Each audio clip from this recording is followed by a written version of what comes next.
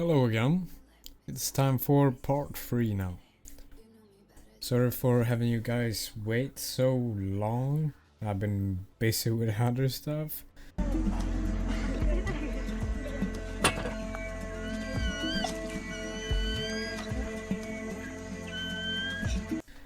But let's get the third episode going.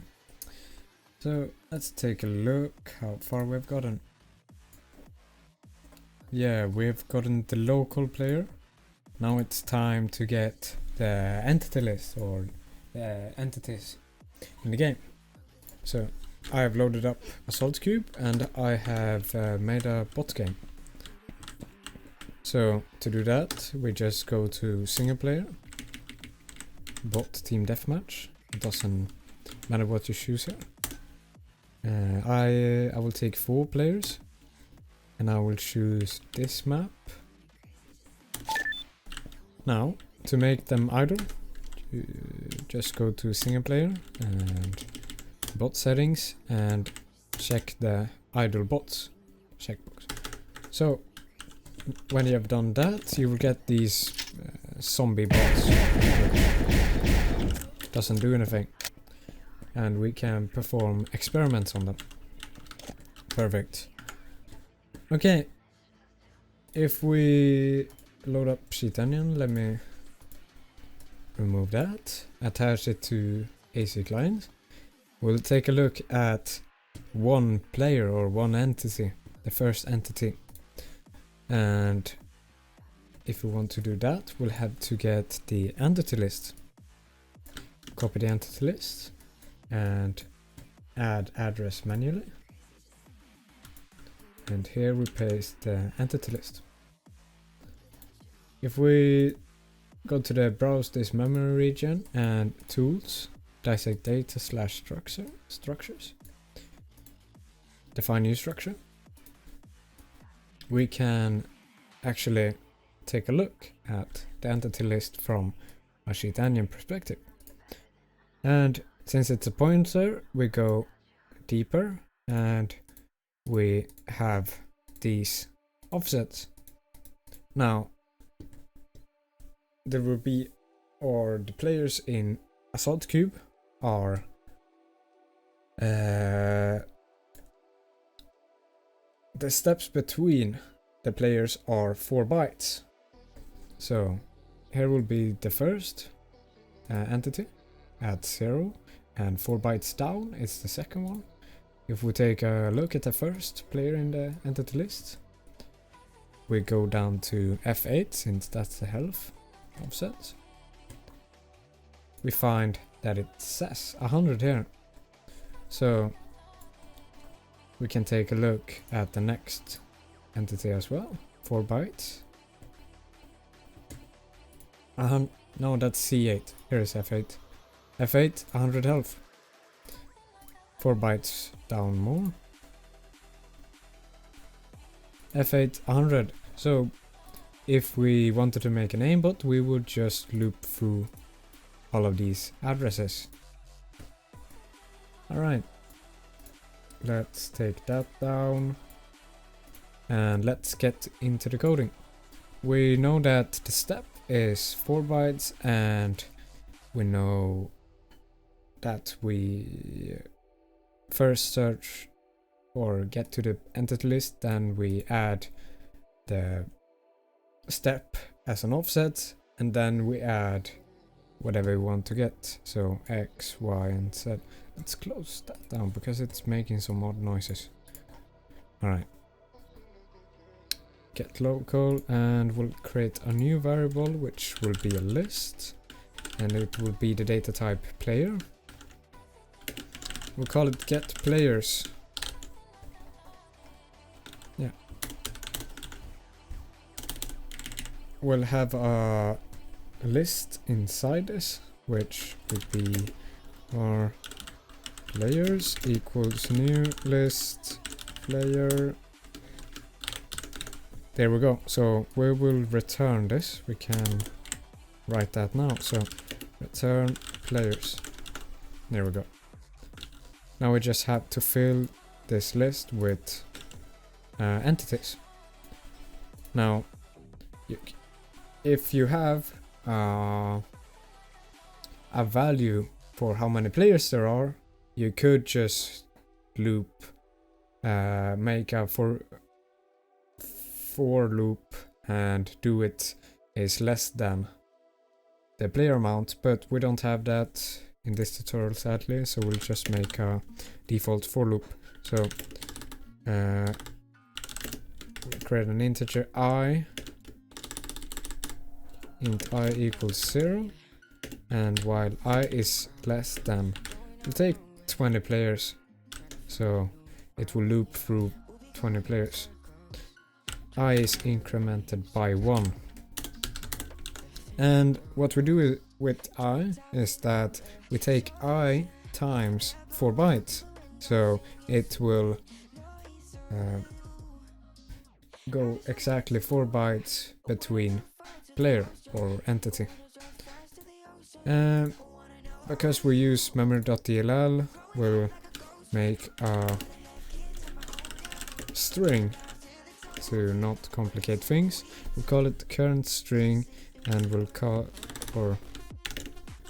make it as entity list, the base, plus, and now we'll take I times the 4 bytes. So actually a parenthesis on that. I times 0x4. So this will change the player in each loop by I. We'll stringify it, or whatever the name it is in C#, and pass in x. Now, when we do this, it will come out as a hexadecimal number. So memory.dll will not have any problems with it anymore. If you pass in I times 4 bytes, it will just be a regular integer, and you will get an arrow.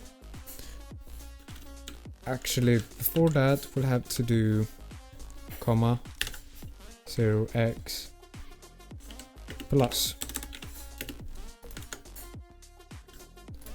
Okay, now I'm back. Okay, we have the entity list, the base, and we have the player offset, entity step offset. Now we can do var player equals new player. Do the same as earlier. So we'll just do this, but with the entity instead. So we could copy. Nah, never mind. We'll not copy that. So we'll do x equals m.read float. Now we do current string instead, and we add the x offset to that.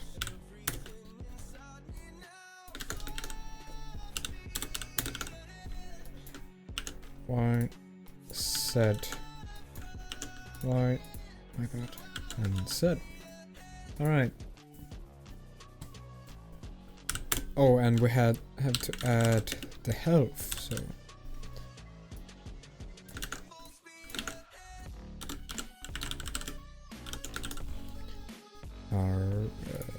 how bad?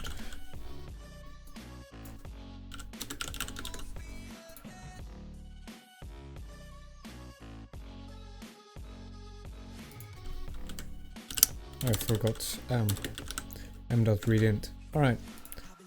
We have the x, y, and z, and we have the health value. Now we can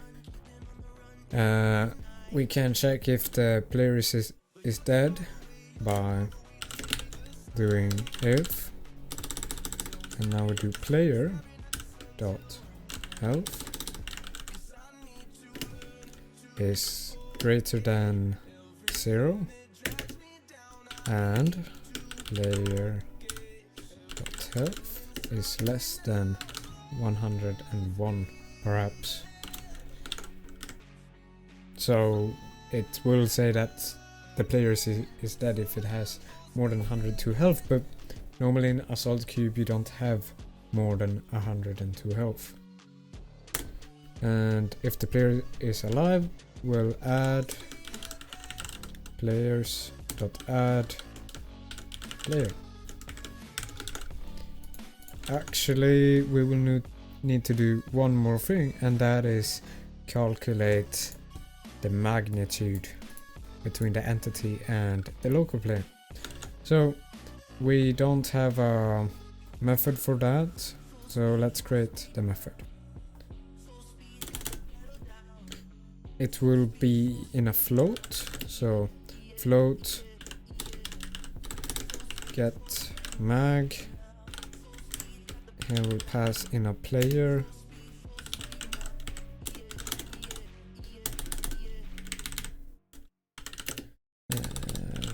Float mag, and we'll return mag. So this method will return a float value, which is the magnitude between the local player and the entity.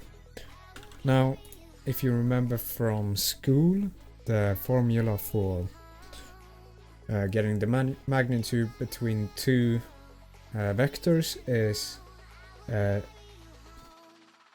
delta z to the power of 2 plus delta x to the power of 2 plus y to the power of 2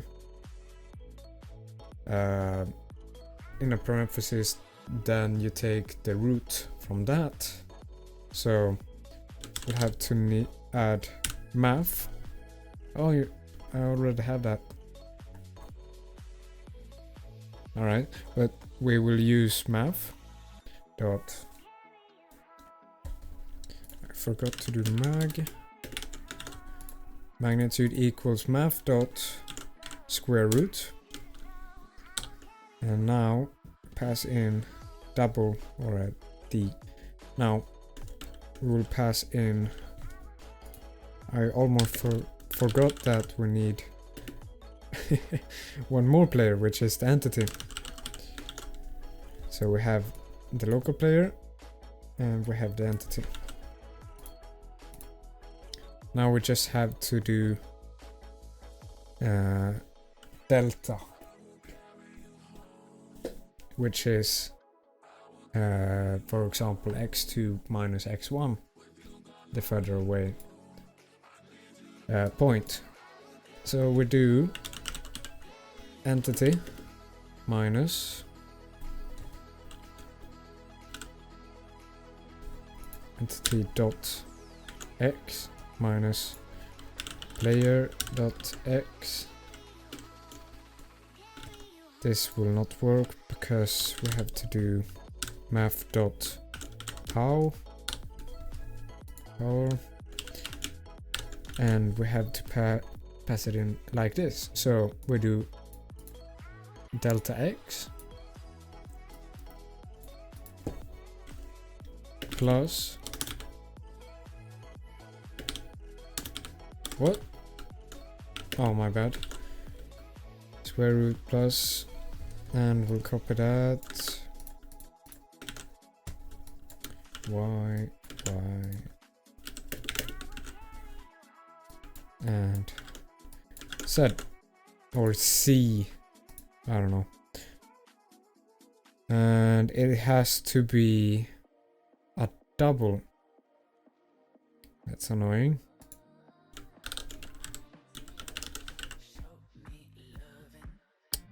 Can you do it? No, you can't. Okay, back again. And because math dot square root, it's a double. Yeah, we have to cast it as a float. There we go. So we take the magnitude between the entity and the player. Now we can do player dot magnitude equals get mag, and we have to pass the player and entity. So get player.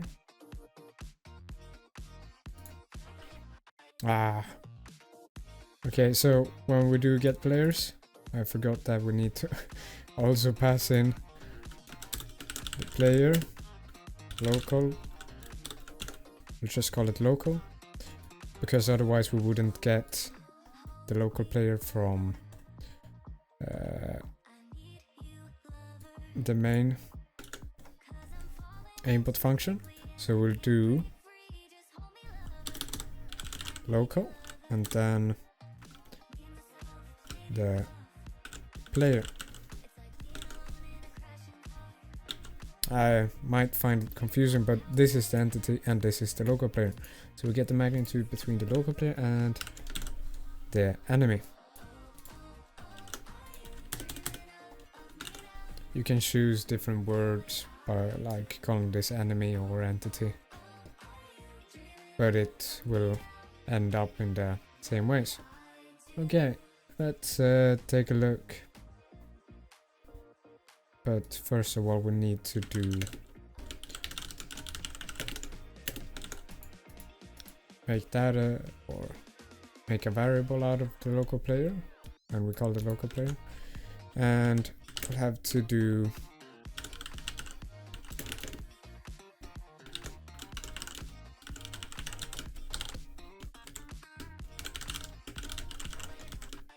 there we go. So we call the GetPlayers and we pass in the local player so we can calculate the magnitude. Alright, I think we can, or we're ready to take a look if this actually works.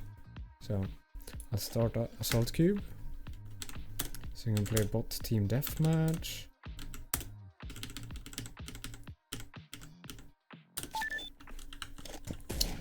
Yeah, and we set the bot settings to idle bots so they don't kill us and we can work in peace. Okay, let's start the program.